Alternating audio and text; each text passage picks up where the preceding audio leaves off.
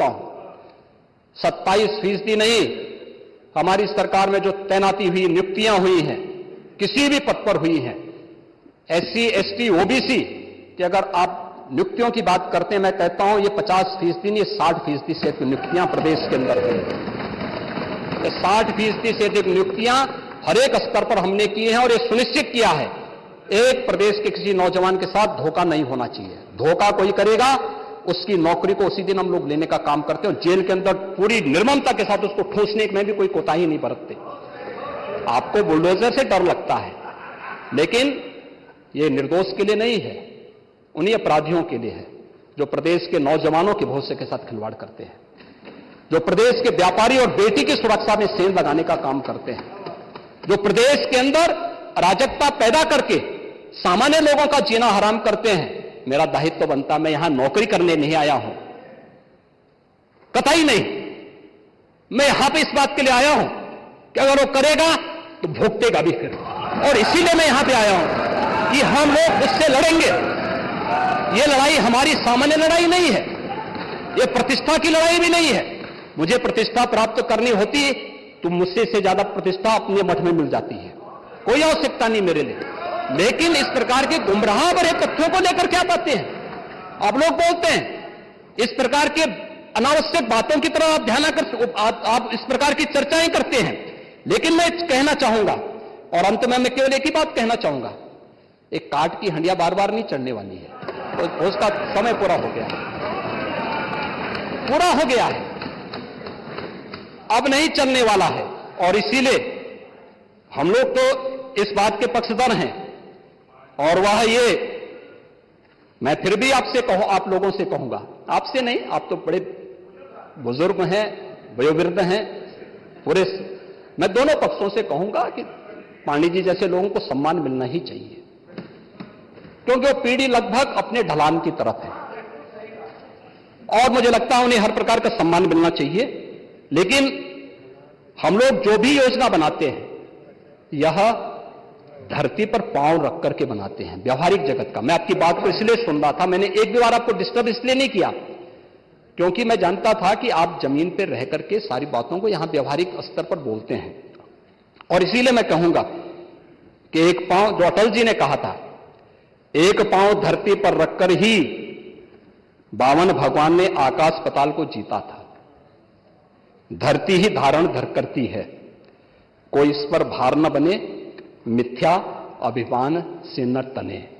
मुझे लगता है गलतफहमी नहीं होनी चाहिए समाजवादी पार्टी या कांग्रेस को कि वह बार बार खटाखट जैसी योजना के माध्यम से जनता को धोखा दे सकें। लेकिन मैं आपसे कह सकता हूं, ये सरकार चलेगी, मजबूती के साथ चलेगी, प्रदेश के अंदर ट्रांसफॉर्म करने के अपने अभियान को आगे बढ़ाएगी।